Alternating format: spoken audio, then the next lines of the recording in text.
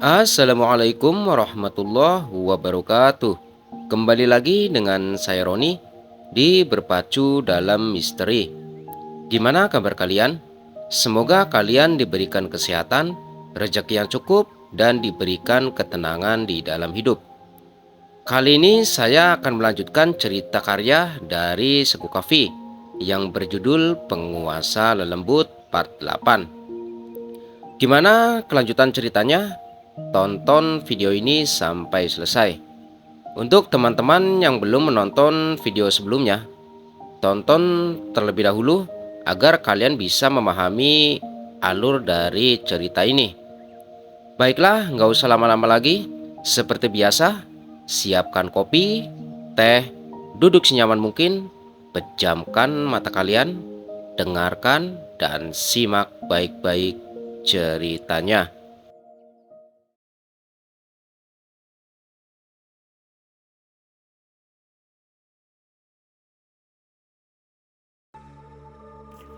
Kabar tentang pesugihan yang dilakukan oleh Tony pun seketika tersebar di desa Cigede.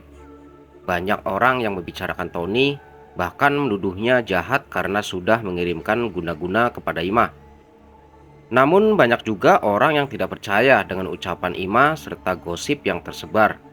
Mereka tetap menggiling padinya di pabrik Tony karena timbangannya tidak berkurang banyak dan diantar ke rumah tanpa ongkos antar.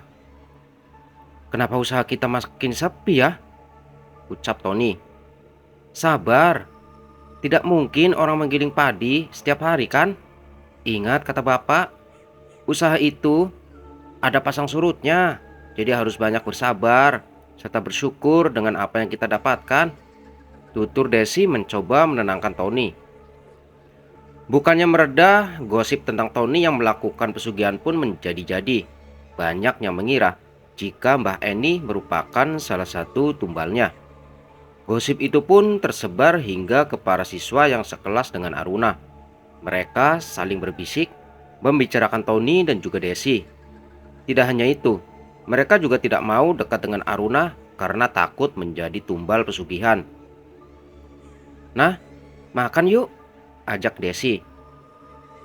"Aku titip boleh? Aku tunggu di perpus ya." "Makasih ya, Wi," ucap Aruna menyunggingkan senyum. Aruna sebenarnya malas kalau harus bertemu dengan orang-orang yang menatapnya dengan curiga. Tidak hanya itu, ucapan mereka pun semakin liar membicarakan Tony membuat Aruna geram. Namun, ia tidak bisa meluapkan emosinya begitu saja, karena hal itu malah akan memperkeruh keadaan dan orang akan semakin percaya dengan gosip tersebut. "Kamu tidak ke kantin?" tanya Andreas. "Tidak," jawab Aruna singkat. Andreas menarik kursi yang berada di depan Aruna. Ia hanya diam menatap Aruna yang fokus dengan bukunya. Mereka jengah. Aruna menutup buku yang sedang dia baca lalu menatap netra Andreas. "Ada apa?" kesal Aruna. "Tidak ada. Aku hanya sedang melihatmu membaca," tuturnya santai. "Mereka terus membicarakan keluargaku. Tanpa mereka sadar, mereka sedang menyebarkan fitnah," ungkap Aruna. "Maka dari itu, jangan terlalu dipikirkan ucapan mereka. Aku tahu pamanmu tidak mungkin melakukan hal serendah itu. Apalagi mereka tahu jika keponakannya itu bisa melihat dan berinteraksi dengan makhluk halus," jelas Andreas. Aruna menekuk kepalanya di atas meja dengan tangan yang menjadi tumpuan. Melihat Aruna yang sedang sedih, tak terasa tangan Andreas terulur mengusap kepala Aruna dengan lembut. Sekilas bayangan apa yang akan terjadi di masa depan pun berputar di otak Aruna. Ia melihat jika Andreas dan dirinya berpisah, dengan menyimpan perasaan mereka masing-masing. Aruna mendongak menatap Andreas yang berada di hadapannya. Ditatapnya wajah pria yang mungkin akan sulit ia lupakan nantinya. "Ada apa?" tanya Andreas melihat Aruna diam menatapnya. "Tidak," ucap Aruna sambil menggelengkan kepalanya. "Ini tidak mungkin," gumamnya yang masih terdengar oleh Andreas. Tak lama Dewi dan Budi datang sambil membawa makanan yang dipesan oleh Aruna dan juga Andreas. Dewi memberikan gorengan yang dipesan oleh Aruna, lalu duduk di sampingnya. "Eh, emang boleh makan di perpus?" tanya Budi. "Tidak apa-apa, selain kita tidak ada orang di sini," tukas Andreas. "Oh iya, ini dari Randy, anak kelas sebelah," ucap Dewi memberikan surat kepada Aruna. "Apa ini?" tanya Aruna membolak-balikan surat yang berwarna merah muda. "Sini, biar aku saja yang membaca." Budi berniat merebut surat yang ada di tangan Aruna, tetapi dengan cepat Aruna memasukkan surat tersebut ke sakunya. Semua mata tertuju kepadanya. Aruna menyeringai kemudian memakan kembali makanan yang dia pesan. Pulang sekolah, Aruna mengantar Dewi ke rumahnya. Namun, Dewi tidak mau turun dan malah menyuruh Aruna untuk terus mengayuh sepedanya. Sampai ke rumahnya, tak hanya Dewi, Andreas dan juga Budi mengikuti dari belakang menuju rumah Aruna. "Kalian juga ikut?" ucap Aruna. Andreas dan Budi hanya tersenyum kemudian turun dari sepeda mereka, menyeberangi sungai beriringan. Aruna tak mengerti kenapa teman-temannya malah main ke rumahnya di tengah gosip yang menimpa keluarganya. Sesampainya di rumah Aruna, mereka berempat mengucapkan salam lalu masuk ke dalam rumah Aruna. Seperti rumah sendiri, mereka duduk di sofa yang ada di sana tanpa dipersilakan oleh si tuan rumah. Ada tamu," sapa Desi. Dewi, Andreas, dan juga Budi mengecup tangan Desi bergantian. "Kalian sudah makan?" tanya Dewi. "Sudah, Bi. Jangan buatkan makanan," tolak Aruna. "Aku lapar, Bi," sela Budi. "Kami juga," ucap Dewi sambil menunjuk Andreas. Aruna mendengus kesal kemudian masuk ke dalam kamarnya untuk mengganti pakaiannya. Sepucuk surat dari Randy terjatuh di lantai membuat Aruna tertegun. Ia kembali melihat potongan bayangan masa depan saat dia berbicara dengan Randy berdua saja. "Apa ini? Kenapa jadi Randy?" gumam Aruna. "Nah, ayo keluar," cetus Dewi. Ia bergegas menyimpan surat dari Randy, kemudian keluar dari kamarnya. Dilihatnya makanan yang tersaji di meja tamu. Tak tahu malunya, Dewi dan juga Budi sudah mulai memakan makanan yang disajikan oleh Desi. Dengan kasar, Aruna menarik piring yang ada di hadapan Budi dan juga mengambil tempe goreng yang sedang dimakan oleh Dewi. "Kalian tidak takut menjadi tumbal?" ucap Aruna membuat hening seketika. Budi tertawa terbahak-bahak lalu berkata, "Yang benar saja, kami tahu kalian tidak melakukan pesugihan." Dewi merebut kembali tempe yang ada di tangan Aruna. Melahapnya di depan mata Aruna, kedua mata mereka saling bertatapan sebelum akhirnya Dewi memeluk tubuh Aruna. Mereka pun menangis bersama. Budi dan juga Andreas ikut memeluk keduanya dari belakang. Di tengah perasaan yang kacau karena fitnahan orang lain, dukungan dari ketiga sahabatnya pun membuat Aruna kuat dan mencoba tidak memikirkan ucapan orang lain. Aruna sadar jika tidak hanya dirinya yang dikucilkan oleh teman sekolahnya, tetapi juga Dewi dan juga Tony yang mendapat sindiran serta cemoohan dari orang lain yang tidak tahu kebenarannya. "Jangan menangis lagi, ingusmu menempel di bajuku," ungkap Dewi. Budi yang menunduk di punggung Aruna mendongakkan wajahnya sambil mengusap ingusnya yang menempel banyak di baju Aruna. "Ih, Budi jorok," ucap Aruna. Andreas dan juga Dewi menjauh dari Budi dan juga Aruna. Tak lama mereka pun kembali tertawa bersama. Budi menarik kembali baju Aruna lalu membuang ingusnya yang masih tersisa.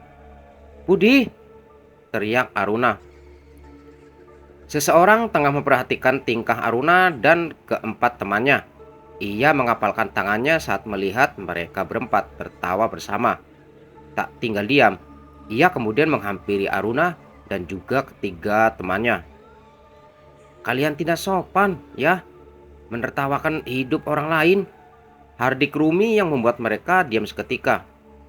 "Kamu lagi Aruna, sudah tahu Mbak Kening lagi sakit, malah menertawakan kami," Menertawakan apa sih, Wak? Kami sedang bercanda, bukan menertawakan Wak Umi ataupun Wak Kening, tukas Aruna. Rumi mengangkat tangannya bersiap memukul Aruna yang sedang berdiri di hadapannya. Netra Aruna melebar ketika melihat Rumi mengangkat tangannya bersiap menampar wajahnya. Namun, tiba-tiba saja tubuh Rumi lemas, kemudian tergeletak di bawah kaki Aruna. Andreas dan juga Budi mencoba menolong Rumi, sedangkan Dewi mengambil bantal yang berada di kamar Aruna.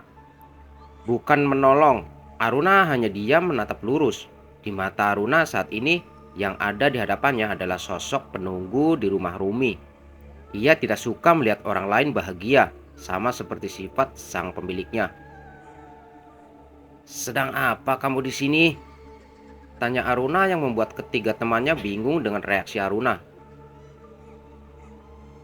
"Berhenti mengganggu kehidupan tuanku," ucapnya yang hanya bisa didengar oleh Aruna. "Aku tidak pernah mengganggunya. Memang dasar kalian itu jahat, iri, dan dengki. Apapun yang dilakukan orang lain, seperti mengancam kalian," tutur Aruna. Sosok pocong itu pun masuk kembali ke tubuh Rumi. Seketika Rumi menjerit. Andreas, Budi, dan Dewi begitu panik melihat Rumi yang berteriak dan terus meronta-ronta. Desi yang berada di belakang segera menghampiri Aruna dan teman-temannya. "Kenapa dengan Teh Rumi, nah?" tanya Desi panik. "Biarkan saja, orang itu piaraannya sendiri," jawab Aruna santai. "Nah, ini gimana?" ucap Andreas. Aruna berjalan ke teras rumahnya berteriak memanggil nama Jaka dan juga Unang. Tak lama Jaka keluar dari rumahnya menghampiri Aruna. Ia terlihat begitu panik saat Rumi terus menjerit dan dipegangi oleh teman-teman Aruna. Seolah mengerti akan ilmu goib, Jaka mencoba mengeluarkan sosok yang berada di tubuh Rumi. Rumi kembali menjerit hingga Budi terpental karena kekuatan Rumi lebih kuat darinya. Entah apa yang dibacakan oleh Jaka, tak lama tubuh Rumi melemah dan ia kembali tak sadarkan diri. Tony serta Dede yang mendengar teriakan di rumahnya pun bergegas menghampiri mereka meski kegaduhan tersebut sudah mereda. "Ada apa, Bu?" tanyanya kepada Desi. "Teh Rumi kesurupan," bisiknya. "Mang, tolong bantu Jaka mengangkat tubuh emak," perintah Jaka. Tony dan juga Dede mencoba membantu Jaka memindahkan Rumi ke rumahnya. Sedangkan Aruna dengan santainya mengambil sapu lalu menyapu bekas Rumi tergeletak. Andreas tidak mengerti kenapa Aruna bersikap seperti itu kepada Rumi.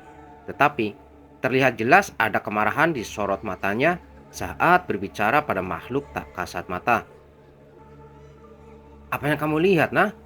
tanya Budi.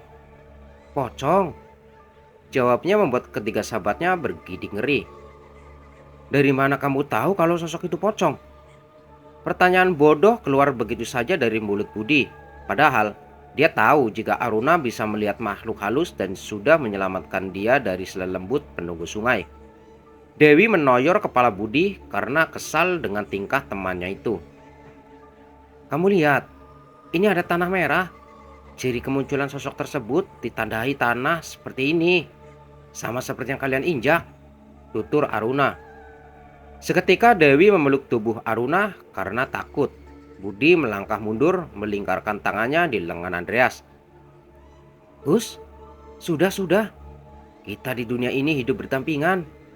Jadi jangan takut," jelas Desi berlalu meninggalkan mereka berempat. Tanpa mereka sadari, Desi berlari kecil menuju pabrik Tony. Desi tahu jika Aruna bisa melihat makhluk halus. Karena itu dia memilih pergi menjauh daripada selalu dihantui rasa takut akan kehadiran mereka. Setelah memindahkan tubuh Rumi ke rumahnya, Tony dan juga Dede kembali ke pabrik. Karena pabrik sepi, Tony mengajak Dede dan juga Arif untuk membuat bata. Mereka pun mengikuti perintah Tony karena Tony tidak pernah hitung-hitungan dengan gaji mereka. Membuat keduanya nyaman bekerja bersama Tony dan juga Desi meski gosip pesugihan menyebar. "Bu, tolong bantu Bapak hitung bata yang sudah jadi," ajak Tony. Desi pun mulai menyusun bata dan menghitung bata yang sudah jadi. Bata tersebut rencananya akan dikirim ke teman Tony yang akan membangun rumah. Meski baru satu pelanggan, tetapi itu sudah membuka jalan untuk bisnis baru Tony. Sepeninggal teman-temannya, Aruna kembali masuk ke dalam rumahnya. Namun, saat akan melewati pintu ruang tamu, ia merasa ada sosok makhluk halus yang mengawasinya. Aruna yakin sosok tersebut adalah pocong yang tadi masuk ke dalam tubuh Rumi. Entah mengapa mereka begitu membenci Aruna, padahal dia sama sekali tidak mengganggu kehidupan mereka. Dan bisa saja sosok itulah yang sering menghasut sang pemilik agar membencinya. Atau mungkin karena khodam yang bersamaku. Gumam Aruna menoleh ke arah pocong. Aku tidak akan mengganggumu, tapi jika kamu menggangguku, aku tak segan memusnahkanmu. Ancam Aruna menatap tajam ke arah pocong yang berada di rumah Rumi. Waktu menunjukkan pukul 11 malam. Aruna masih terjaga menyelesaikan tugas dari sekolahnya. Ia sengaja membesarkan volume radio agar tidak terdengar suara-suara aneh yang mengganggu konsentrasinya. Aruna merasakan kehadiran sosok lain yang mulai mendekatinya. Ia pun menutup bukunya kemudian bergegas naik ke atas kasur. Tak lupa ia membaca doa kemudian memejamkan matanya. Entah mengapa, jika malam hari Aruna menjadi penakut berbeda saat siang hari. Tiba-tiba suara radio mati. Aruna mulai berdoa dengan suara yang bisa dia dengar sendiri agar makhluk tersebut menghilang. Namun, bukan menghilang, suara-suara aneh kini terdengar di telinga Aruna. Suara ketukan langkah kaki kuda semakin mendekat diiringi suara gamelan hingga melangkah kaki kuda itu berhenti tepat di depan kamar Aruna. Aruna, tolong Mbah. Terdengar suara Mbah Kening. Aruna tidak mau melepaskan selimutnya yang menutupi kepalanya. Kembali terdengar suara minta tolong dari depan kamarnya. Aruna terus merapalkan ayat kursi, Anas, dan Al-Falaq agar dijauhkan dari makhluk halus yang saat ini berada di dekatnya. Tolong Mbah Aruna. Suara Mbah Kening semakin mendekat. Aruna mencoba tetap tenang hingga ucapan nenek Asri saat ia masih kecil pun terngiang-ngiang di kepalanya. Sambil mengusap kepala Aruna, ia berpesan, "Kamu memiliki kelebihan yang tidak dimiliki orang lain. Sosok tak kasat mata itu akan terus menakutimu jika kamu tidak melawannya. Dia semakin kuat jika kamu takut kepada mereka. Jadi lawanlah rasa takutmu agar mereka menjadi takut kepadamu." Seperti mendapat kekuatan, Aruna membuka matanya lalu berucap, "Hasbunallah wa ni'mal wakil, ni'mal maula wa ni'man nasir." Suara bising itu kemudian menghilang. Tak terdengar lagi suara-suara yang membuat bulu kuduknya meremang. Perlahan Aruna membuka selimutnya. Ia melihat Sheila yang masih terjaga di sampingnya. Aruna bernapas lega. Ia kemudian memejamkan matanya masuk ke alam mimpinya. Namun tiba-tiba terdengar suara teriakan Rumi yang begitu histeris. Terdengar Desi dan Tony keluar dari rumah untuk mengecek apa yang terjadi dengan Rumi. Saat mereka sampai, terlihat Mbah Kening sedang duduk di atas ranjang. Rumi terlihat syok melihat Mbah Rumi bangun dan sehat seperti semula. Dengan mendengar suara-suara yang mengganggu tidurnya, Aruna pun membuka matanya. "Ah!" Aruna menjerit dengan kencang ketika melihat kepala Entin yang menyembul di balik pintu kamarnya. Teriakan Aruna membuat Entin terkejut dan sama-sama menjerit histeris. Sheila yang terbangun dari tidurnya menepak pundak Aruna agar ia berhenti berteriak. "Bi Entin, mengagetkan saja," kesal Aruna. Entin masuk ke kamar Aruna, lalu membuka tirai dan jendela kamarnya. Sinar matahari langsung menyorot ke dalam kamar. Ternyata sudah pagi dan Aruna baru merasa memejamkan matanya. Aruna beranjak dari kasur sambil menggendong Sheila yang juga bangun karena teriakannya. Aruna menundukkan Sheila. Aruna mendudukan Sheila di kursi ruang tamu. Matanya melihat ke rumah Rumi yang ramai orang. "Kenapa ramai di rumah Rumi, Bi?" tanya Aruna. Entin yang sedang menyapu ruang tamu menghentikan aktivitasnya, kemudian berucap, "Mbak Kening hidup lagi. Benarkah? Emangnya kemarin mati, Bi?" Goda Aruna yang dihadiahi pukulan dari tangan Entin. "Au, sakit, Bi. Maksudnya kemarin dia koma. Dan tadi subuh tiba-tiba saja Rumi berteriak histeris melihat Mbak Kening sudah duduk di ranjangnya. Kamu tidak sholat subuh ya?" hardik Entin. "Astagfirullah, lupa, Bi. Mana sudah jam 6, keluh Aruna. "Makanya jangan begadang. Memangnya semalam kamu tidur jam berapa?" tanya Entin dengan tangan yang masih sibuk membuka tirai jendela ruang tamu. "Perasaan Aruna sih baru merem," ucapnya polos. Entin mendengus kesal lalu melanjutkan kembali membersihkan rumah Desi. Karena sekarang Tony dan kedua karyawannya sibuk membuat bata, sedangkan Desi mengurus pabrik. Jadi Entin dipercaya untuk bantu-bantu membersihkan rumah. Setiap pagi Entin akan membersihkan rumah serta memasak. Meski pendapatannya tak besar, tetapi Entin bersyukur karena kebutuhan Dandi dan juga Mutia selalu dipenuhi oleh Tony dan juga Desi. "Bi, Aruna pergi dulu ya. Sheila dan Dandi lagi main di kamar," ucap Aruna berpamitan kepada Desi dan juga Entin yang sedang berbincang di belakang rumah. Tak lupa, Aruna juga menghampiri Tony untuk berpamitan. "Paman, Aruna pergi dulu ya," ucapnya. "Bukannya ini hari Minggu? Kamu mau kemana?" tanya Tony. "Ada tugas sekolah di rumah Andreas," jawabnya. Tony merogoh saku celananya kemudian mengambil selembar uang pecahan 50.000 lalu ia berikan untuk Aruna. "Ajak teman kamu makan ya," ucapnya. "Makasih, Paman." Aruna kemudian mengecup tangan Tony, Dede dan juga Arif, kemudian berangkat menuju rumah Andreas. Sebelum ke rumah Andreas, Aruna terlebih dahulu menghampiri Desi untuk berangkat bersama. 15 menit kemudian mereka berdua sampai di rumah Andreas. Budi yang lebih dulu datang langsung menghampiri Dewi dan juga Aruna. "Kalian baru datang," ucap Budi. "Kamu tidak lihat kalau kami baru saja turun dari sepeda?" kesal Dewi sambil mencubit perut Budi. Aruna hanya tersenyum melihat tingkah kedua sahabatnya. Mereka pun masuk ke dalam rumah Andreas bersama-sama. Senyum mengembang di sudut bibir Andreas ketika melihat Aruna masuk ke rumahnya. "Silakan duduk," ucap Andreas. Tak lama seorang wanita paruh baya datang menghampiri mereka berempat. Dewi segera berdiri dan menyalami wanita tersebut diikuti Budi. "Bi, tolong buatkan minuman serta cemilan untuk teman-temanku ya," ucap Andreas. Wanita paruh baya itu pun kembali ke dalam dan membuatkan minuman serta cemilan untuk mereka berempat. Dewi dan juga Budi saling bertatapan sebelum akhirnya mereka bertanya kepada Andreas. "Bibi, bukannya itu ibumu?" tanya Budi heran. "Itu Bi Ina yang bekerja di rumahku.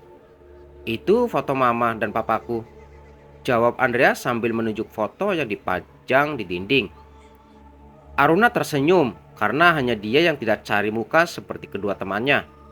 Aruna pun mengeluarkan tugas yang sebelumnya sudah ia kerjakan di rumahnya. Andreas lalu duduk di samping Aruna, bergabung dengan teman-temannya untuk membahas tugas mereka. Seperti biasa, kelompok mereka selalu mendapat nilai A+, karena selain memiliki dua orang yang memiliki otak yang pintar, mereka berempat juga sangat kreatif dalam mengembangkan ide tugasnya. Tak lama Inah datang sambil membawa minuman serta cemilan untuk mereka.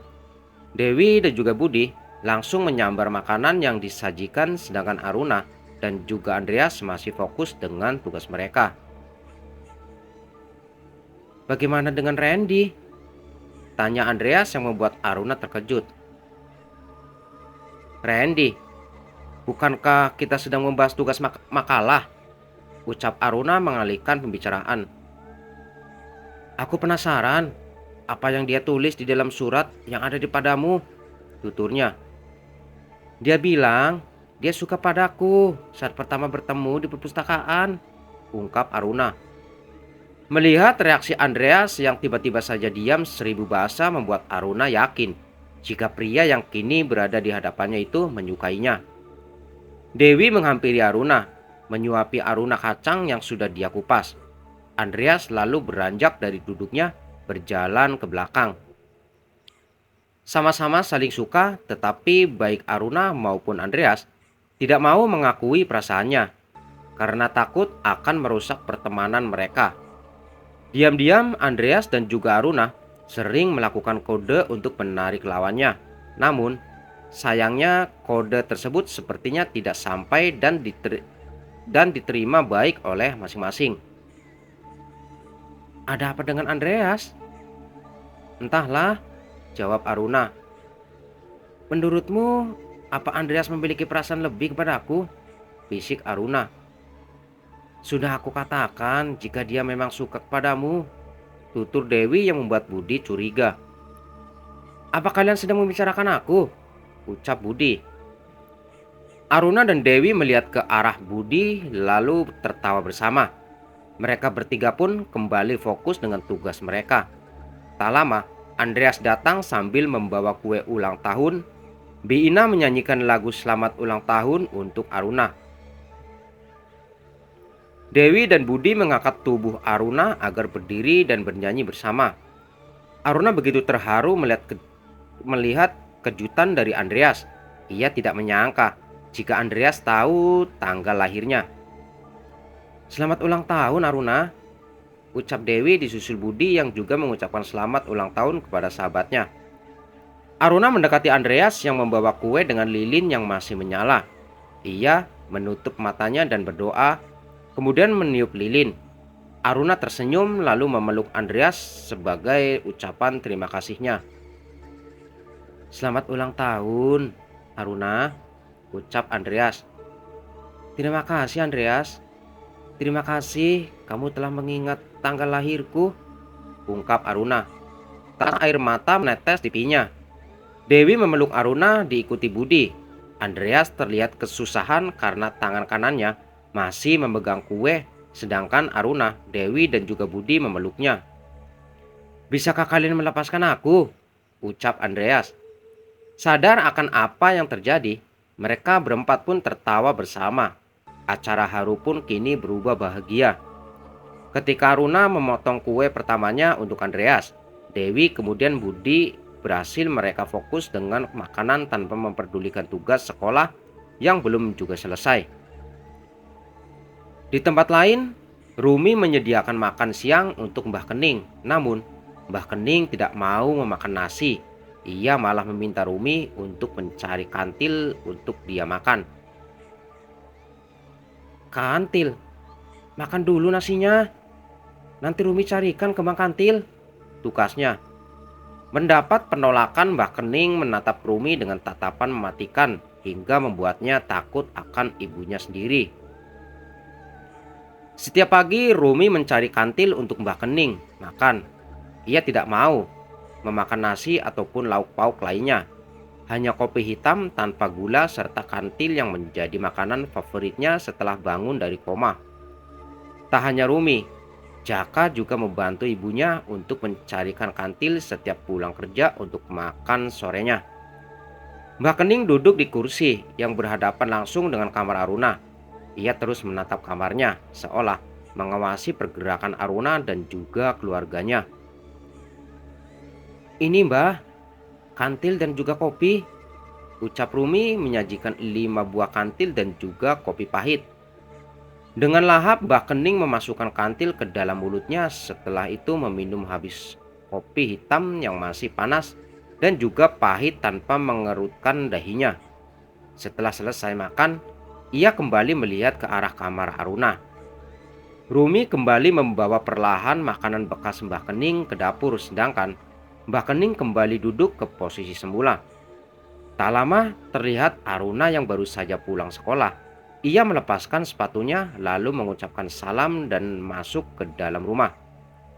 "Anak itu harus pergi dari sini," gumamnya. Sementara itu, Aruna masuk ke dalam kamarnya mengganti pakaian sekolahnya dengan pakaian biasa. Namun, saat ia melewati kaca jendelanya, Aruna melihat ular berada di kamar Mbah Kening. Terkejut, Aruna langsung bersembunyi di samping jendela. Tidak, tidak mungkin ular, gumam Aruna. "Nah, Aruna!" teriak Desi dari dapur. "Iya, Bi," ucap Aruna. Aruna segera ke dapur menghampiri Desi. Di sana Entin dan juga Desi sedang memasukkan makanan ke piring. "Ini tolong bawa ke rumah Uwarumi ya. Dan, dan yang ini untuk Bineti," perintah Desi. "Iya, Bi." Aruna membawa 2 piring yang berisi makanan di tangan kiri dan kanannya, berjalan ke rumah Rumi. Belum sampai ke rumah Neti, ia sudah membuka pintu rumahnya yang berdempetan dengan rumah Rumi. "Bi, ini dari Bidesi. Sama tolong ini pindahin juga buat Uwarumi," ucap Aruna. "Kamu ketuk aja pintunya. Orangnya ada di dalam kok," tutur Neti. Aruna mencebikkan bibirnya. Ia tahu jika hubungan Neti dan juga Rumi sedang tidak baik. Namun, kenapa hal sepele saja dia tidak mau mengantarnya? Terpaksa Aruna mengetuk pintu rumah Rumi dan memanggilnya. Tak lama pintu rumahnya terbuka, tetapi Aruna tidak melihat siapapun yang membuka pintu rumah tersebut. Neti yang selesai memindahkan makanannya kembali masuk ke dalam kamar ketika melihat pintu rumah Rumi terbuka. "Assalamualaikum," ucap Aruna. Terdengar suara benda jatuh yang mengalihkan pandangan Aruna ke kamar Mbak Kening. Takut terjadi sesuatu dengan Mbak Kening, Aruna pun berjalan ke kamar Mbak Kening. Aruna membekap mulutnya saat melihat Mbak Kening sedang berdiri di hadapannya. "Mbah, ini akan dari Bidesi," tutur Aruna dengan suara yang bergetar. Mbak Kening hanya diam. Ia menatap tajam ke arah Aruna. Sosok pocong yang pernah merasuki tubuh Rumi pun sedang berdiri di belakang Mbak Kening. Dalam hati Aruna merapalkan doa agar dia selalu dilindungi oleh Allah. Mata Aruna melihat ke arah kaki Mbak Kening. Terlihat rambutnya menjuntai hingga ke lantai dan bergerak seperti ular kecil. Perlahan Mbak Kening berjalan mendekati Aruna.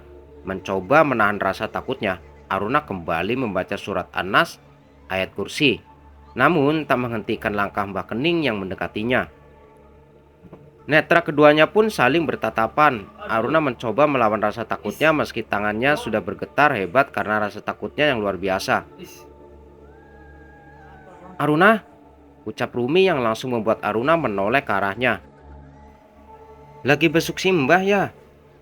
"Ini Bi, dari Bidesi," tutur Aruna memberikan piring yang berisi makanan. "Mbak Kening masih tidur," jelas Rumi yang membuat Aruna melihat ke kamar Mbak Kening.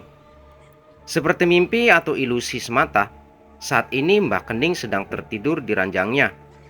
Padahal 1 menit yang lalu, jelas-jelas Aruna melihat sendiri jika Mbak Kening sedang berdiri di hadapannya. Aruna lalu mengikuti langkah Rumi, lalu menunggu di luar karena tidak mau berinteraksi lagi dengan Mbak Kening. Otaknya terus berpikir tentang kejadian yang baru saja dialami. Aruna yakin jika Mbak Kening dimasuki oleh makhluk halus lainnya. "Aruna, makasih ya," ucap Rumi. "Iya Bi, sama-sama." Aruna kembali ke rumahnya. Tak lupa ia mengucapkan salam karena takut penghuni yang berada di rumah Rumi ikut masuk ke dalam rumahnya. Desi menepuk pundak Aruna dari lamunannya. "Ih, kok malah bengong?" ujar Desi. "Tolong jaga pabrik. Bibi mau makan dulu," sambungnya. "Iya, Bi." Di dalam pabrik Aruna melihat ke sekeliling. Ia merasakan atmosfer yang berbeda saat berada di dalam pabrik. Aruna kembali keluar dari pabrik. Ia mulai membuka mata batinnya. dan melihat sosok kuntilanak yang menghalangi pabrik Tony. Ia lalu mencoba berinteraksi dengan sosok kuntilanak tersebut. "Siapa yang menyuruh kamu diam di sini?" tanya Aruna. "Bukan urusanmu," jawabnya. "Jelas urusan saya, karena kamu sudah menghalangi bisnis paman saya," sarkas Aruna. Kuntilanak tersebut diam tak menimpali lagi ucapan Aruna. Aruna kemudian mencoba untuk mencari lokasi yang dijadikan tempat mengubur Buhul. Setelah berkeliling pabrik, akhirnya Aruna menyuruh Dede untuk membantunya menggali. "Mang Dede, sini." Aruna melambaikan tangannya. Tak lama Dede datang. "Ada apa, Neng?" ucapnya. "Mang, tolong gali tanah ini," perintah Aruna. Dede kemudian mengambil pacul dan mulai mencangkul tanah yang ditunjuk oleh Aruna. Saat galian semakin dalam, Dede menemukan bangkai ayam hitam yang dikubur di sana dan sudah mengeluarkan bau busuk serta belatung. Penasaran dengan apa yang sedang dilakukan oleh Aruna, Tony dan juga Arif menghampiri mereka berdua. "Ini kenapa digali?" tanya Tony. Namun, ia langsung menutup hidungnya saat melihat bangkai yang dikubur di samping pabriknya. Aruna mengambil kertas di pabrik, lalu meminjam korek Dede. "Jangan dibakar," ucap kuntilanak yang berdiri di samping Aruna. Aruna tak bergeming karena ia sudah tidak ingin berdamai dengan orang-orang yang berbuat jahat kepada keluarganya. Setelah membaca doa, Aruna membakar kertas yang ada di tangannya kemudian memasukkan ke dalam bangkai ayam. Teriakan kuntilanak terdengar nyaring di telinga Aruna, tetapi ia tidak menghiraukan dan terus menghujamnya dengan doa yang ia bacakan. Semakin lama teriakan itu semakin menghilang. Aruna kemudian menyuruh Dede kembali mengubur bangkai ayam yang sudah terbakar tersebut. "Tega banget ya, padahal Tony tidak pernah jahat sama orang lain," ucap Arif. "Biasa, Mang. Saingan bisnis. Takut dia. Usahanya bangkrut hanya karena banyak yang menggiling padi di pabrik paman. Belum lagi sekarang paman buka usaha baru," jelas Aruna. Sudah. Biarkan saja. Ayo kita bereskan semua pekerjaan kita, lalu pulang," tukas Tony. Aruna kadang kesal kepada Tony yang selalu memaafkan orang-orang yang jahat kepadanya. Saat Aruna dan yang lainnya kembali ke pekerjaan masing-masing, terlihat asap yang keluar dari tanah yang sudah dipadatkan oleh Dede. Tak bisa menyelami hati orang lain, karena yang terlihat baik pun ternyata menyimpan banyak kebencian kepada kita. Itulah yang saat ini menimpa keluarga Tony. Semenjak ia membuka usaha, beberapa orang sering melakukan kecurangan kepadanya, bahkan mengirim guna-guna kepada keluarganya. Namun, Tony tidak pernah menanggapi itu semua dengan emosi. Ia selalu yakin jika apa yang mereka lakukan sebagai ujian dari Tuhan untuknya. "Paman yakin?" ucap Aruna. "Iya, yakin. Sudah. Jangan dibahas lagi. Jangan beritahu bibimu. Nanti dia tidak mau jaga pabrik karena takut," ungkap Tony. "Maka dari itu harusnya kita meminta tolong sama kakek. Biar dipagerin," saran Aruna. "Hus, ayo pulang. Sudah mau maghrib," ajak Tony. Mereka berdua kembali ke dalam rumah. Sosok Mbah Kening tiba-tiba saja muncul di pabrik Tony. Ia sedang berdiri memandangi interaksi Aruna dan juga Tony.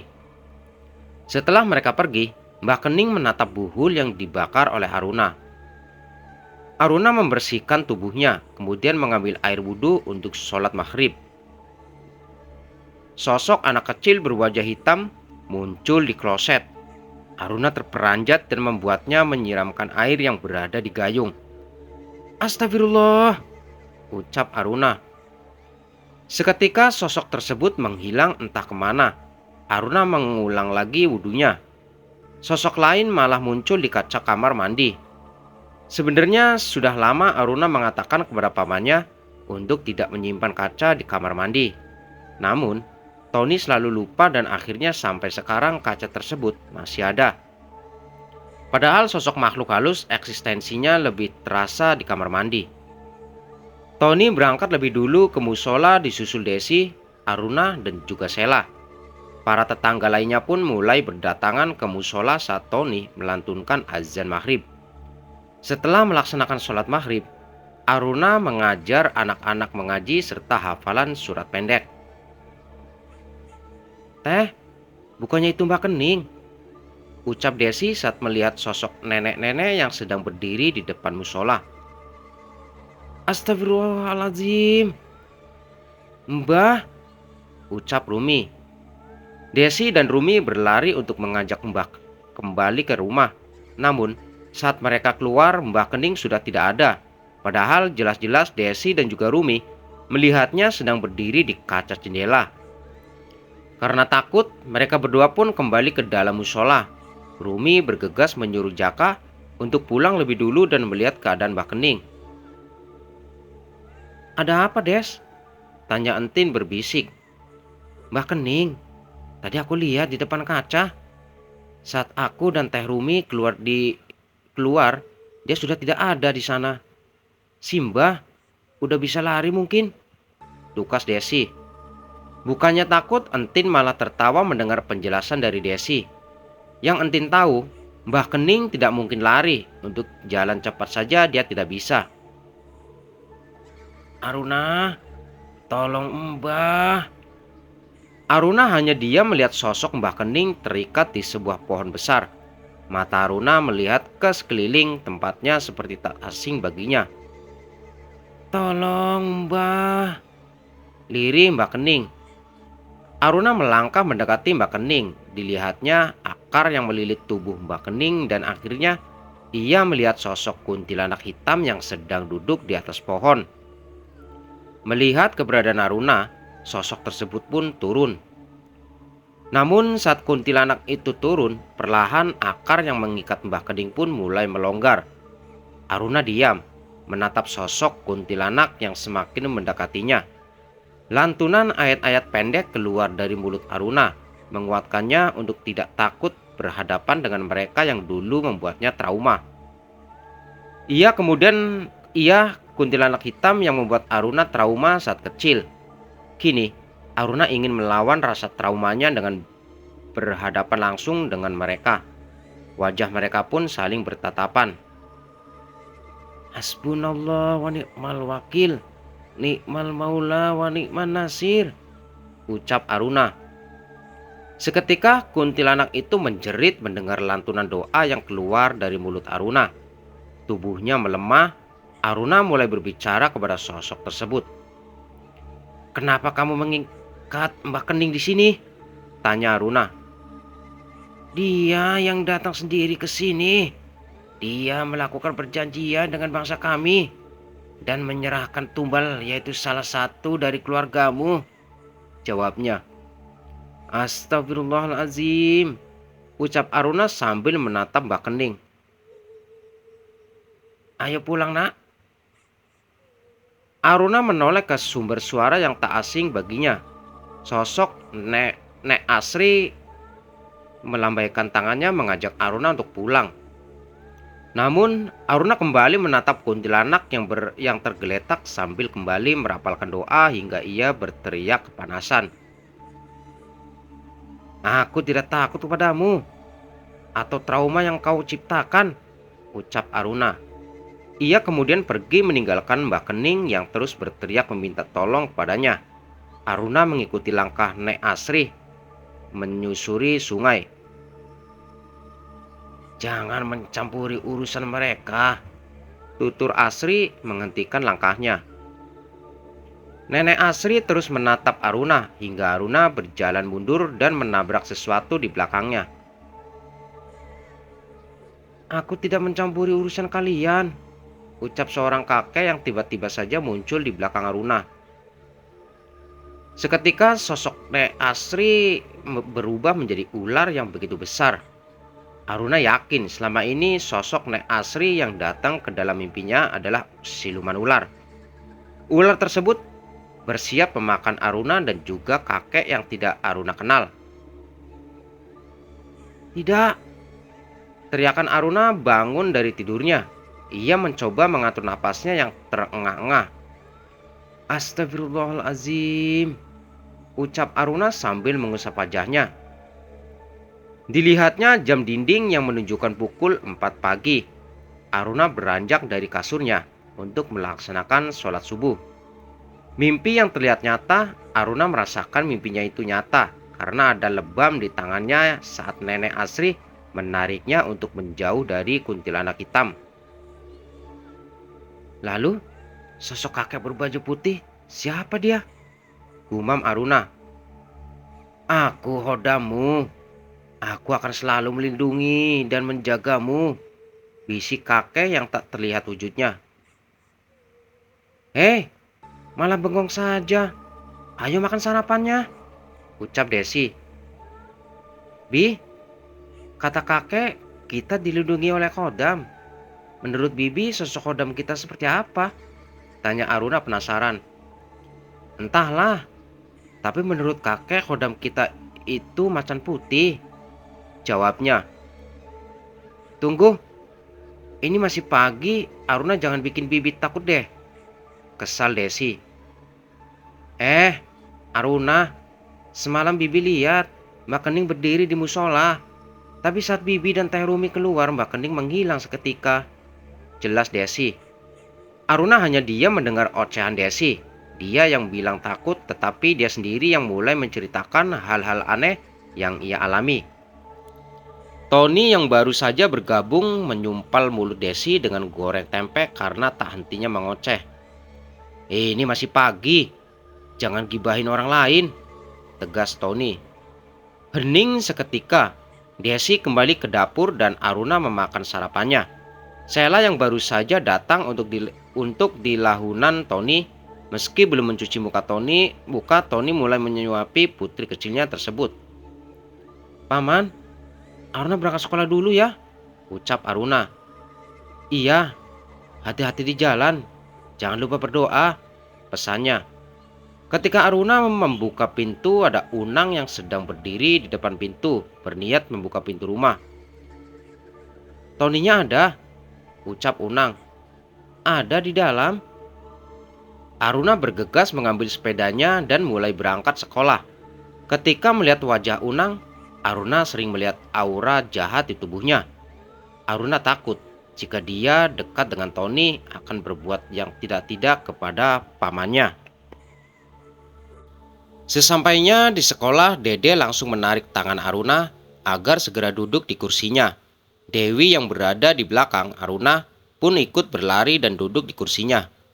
Ia yakin Budi akan menceritakan gosip baru di sekolahnya, karena dia selalu heboh ketika ada gosip baru. Mendekat, ucap Budi. Seperti orang bodoh, Aruna, Andreas, dan juga Dewi mendekatkan wajah mereka dengan wajah Budi. Ini terlalu dekat, napas kalian bau menusuk hidungku. Kesal dengan ucapan Budi, Dewi mengeplak punggung Budi hingga nyaring bunyinya. Mereka bertiga kemudian duduk menghadap Budi yang siap menumpahkan gosip yang dia dengar. Jadi, semalam Bu Ima sudah seperti orang sakaratul maut. Untungnya ada istri Mang Udin yang menemani. Dia berteriak dan mengundang perhatian para tetangga di sekitarnya. Setelah para tetangga datang ke rumah Bu Ima, kalian tahu apa yang terjadi? Ucap Budi. Wajah Ibu Ima gosong seperti terbakar, ucap Aruna tanpa melihat ke arah Budi. Seketika Andreas, Budi, dan juga Dewi menatap Aruna heran. Aruna menatap ketiganya, lalu tersenyum menepuk pundak Budi dan yang lainnya. Hei, aku hanya berucap saja. Apa itu benar? Oceh Aruna. Tepat sekali, ucap Budi. Ucapanmu sangat tepat Aruna. Saat kami masuk ke dalam rumah Bu Ima, tubuhnya melepuh seperti terbakar. Bahkan rambutnya pun botak, tegasnya. Pasti akan ada gosip baru lagi nih tentang pamanku. Padahal mereka sendiri yang mengirim guna-guna. Ketika kita membalikan lagi ke sang pemilik, malah fitnah yang tidak-tidak, ujar Aruna. Ketiganya semakin terheran-heran mendengar penuturan Aruna, sedangkan empunya kembali duduk menghadap ke depan. Dewi merangkul Aruna, mencoba menenangkan sahabatnya tersebut. Dewi tahu pasti akan ada banyak orang yang kembali memfitnah keluarga sahabatnya tersebut. Ia yakin Aruna dan keluarganya tidak mungkin melakukan hal tersebut. Apalagi Mbah Rus juga mengatakan jika Aruna memiliki kelebihan yang tidak dimiliki orang lain. Pulang sekolah, Dewi mengajak Aruna untuk membeli peralatan sekolah. Tak hanya mereka berdua, Budi dan Andreas ikut serta ke toko peralatan sekolah. Dewi mencari pulpen sedangkan Aruna melihat-lihat buku diari. "Apa kamu suka?" tanya Andreas yang muncul di belakangnya. "Lucu ya. Bagaimana kalau kita patungan untuk membeli buku ini? Setiap harinya buku ini kita putar dan diwajibkan menuliskan sesuatu di sana. Entah itu curhatan ataupun yang lainnya," ungkap Aruna. "Bagus juga idemu," puji Andreas. Ia kemudian mengambil buku diari yang berada di tangan Aruna, membawanya ke kasir. Dewi dan juga Budi datang ke kasir sambil membawa barang belanjaan mereka. Setelah membayar, Andreas kemudian memberikan buku tersebut kepada Aruna. Andreas sengaja membeli buku diari sebagai kenang-kenangan karena dia akan pindah ke Surabaya setelah kenaikan kelas. Andreas tidak berani mengatakan kepada para sahabatnya karena takut mereka akan sedih. Jadi selama masih ada waktu, Andreas ingin selalu bersama teman-temannya. Mereka berempat kembali ke rumah, tetapi saat melewati jembatan yang mengarah ke Batu Besar, Budi menghentikan laju sepedanya, membuat Aruna dan juga Andreas menghentikan sepeda mereka di sana. "Lihat, pohon besar di sana. Aku dengar itu tempat orang-orang yang mengikat janji dengan para lelembut," tutur Budi. Aruna memicingkan matanya untuk melihat pohon yang disebutkan oleh Budi. Betapa terkejutnya Aruna saat melihat pohon besar yang berdiri tegak di sana, sama persis seperti dalam mimpinya. "Pohon apa itu?" ucap Aruna sambil memarkirkan sepedanya. "Kamu tahu, saat semalam Bu Ima terbakar dan tidak sadarkan diri, ada salah satu orang pintar yang mengatakan jika jiwa Bu Ima diikat di pohon tersebut karena tidak memberikan tumbal untuk penghuni di sana," ungkap Budi. "Benarkah?" ucap mereka kompak. "Aku dengar orang yang melakukan perjanjian dengan para lelembut, jiwa mereka akan diikat di pohon itu," tukas Budi.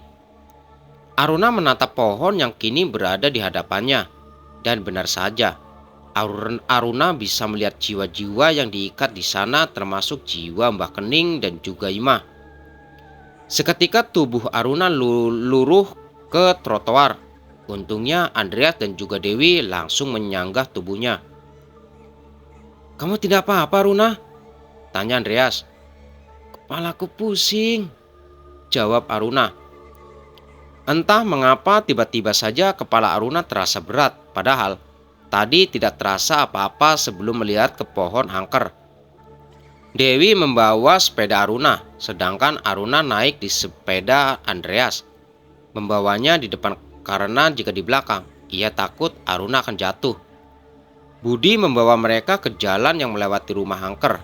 Di jalan, mereka harus berhenti saat melihat ular sedang melintas tepat di depan rumah angker. Ada ular," ucap Budi. Mereka mencoba tetap tenang sambil berdoa agar ular tersebut tidak berbalik arah, sampai akhirnya tubuh ular tersebut masuk ke dalam sungai. Budi kembali mengayuh sepedanya diikut Dewi dan juga Andreas di belakangnya. Sesampainya di depan rumah, Tony, Budi, dan Dewi membantu membopong Aruna ke dalam rumah. "Assalamualaikum," sapa Dewi. Tak lama Sheila membuka pintu. Budi dan juga Andreas segera membawa masuk Aruna dan membaringkan tubuhnya di atas kasurnya. Sheila yang terkejut melihat Aruna dibopong oleh teman-temannya, segera berlari menghampiri Desi dan juga Tony yang berada di pabrik. "Ibu, ibu, Tata digotong," ucapnya panik. "Digotong? Kenapa?" tanya Desi berjalan ke ruang tamu. "Ayo, ibunya, ayo ke dalam," ajak Sheila. Dengan panik, Tony dan juga Desi bergegas ke rumahnya untuk melihat apa yang terjadi dengan Aruna. Dewi mengipas Aruna karena tubuhnya mengeluarkan keringat dingin. Desi dan Tony menghampiri Aruna mencoba menyadarkannya. "Nah, Aruna, kamu dengar suara paman?" ucap Tony. Tony membisikkan doa di telinga kiri dan kanan Aruna, menuntunnya agar sadar. Perlahan Aruna membuka matanya. Ia melihat orang-orang yang berada di kamarnya. Desi kemudian memberikan air putih untuk Aruna.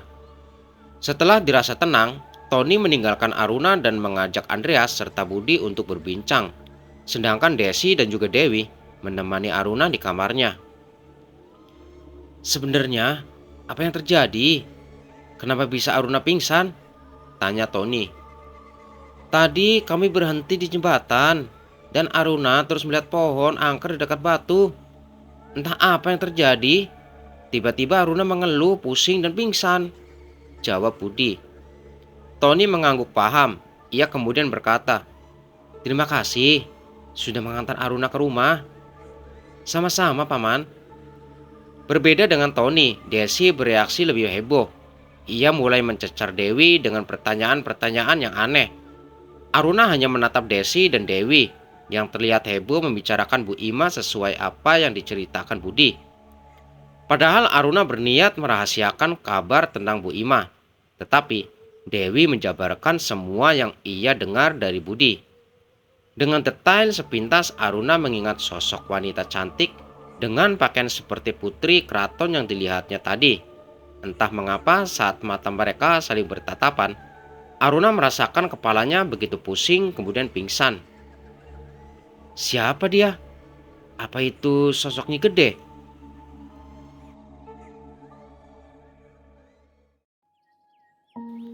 Oke teman-teman, kita lanjutkan cerita ini di part selanjutnya. Jangan lupa bantu channel ini dengan cara subscribe, like, aktifkan lonceng notifikasinya, dan jangan lupa komen sebanyak-banyaknya agar kalian bisa mendapatkan cerita-cerita terbaru dari channel ini. Terima kasih sudah mendengarkan dan menyimak ceritanya.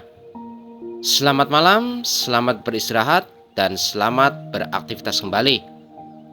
Saya Roni undur diri. Wassalamualaikum warahmatullahi wabarakatuh.